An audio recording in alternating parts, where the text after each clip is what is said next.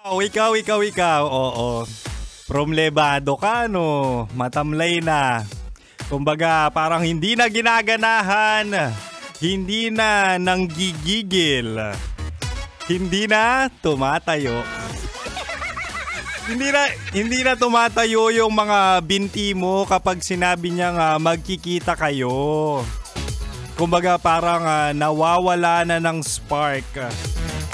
O nawawalan na ng sparks. Di ba? May mga ganun.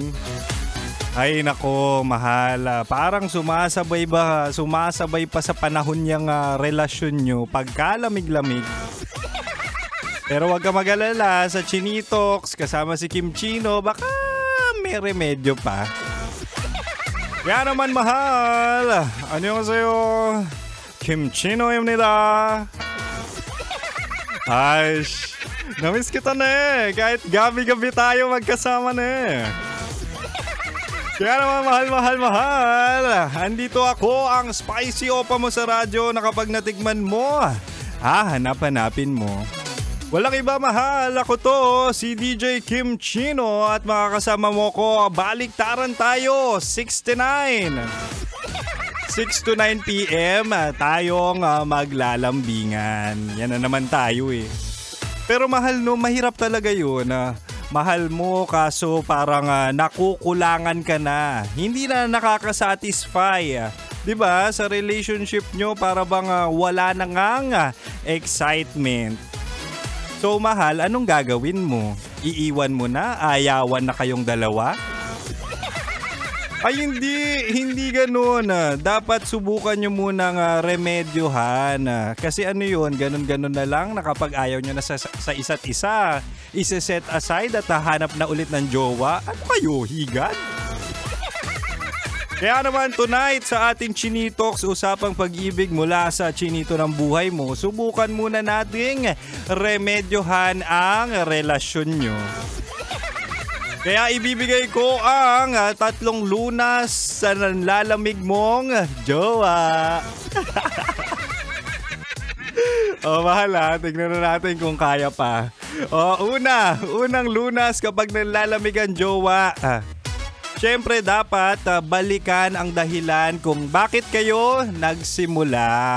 Diba? Hindi kasi mahal, baka nakakalimutan na kung paano kayo naging masaya, paano ka niligawan, 'di ba? Minsan kasi kailangan lang ng reminder. At balikan nyo kung saan kayo nag-date, saan kayo nilabasan. Nilabasan ng matatamis na salita, 'di ba? Saan ba kayo nag-I love you muna?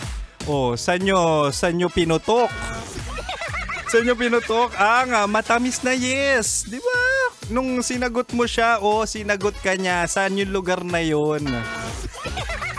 Kaya mahal, no, matutong bumalik sa day 1 sa mga bakas ng kahapon ng pagmamahalan nyo. Tapos eventually, marirealize nyo na yan na ay, ang layo na pala, ang dami na naming napagdaanan.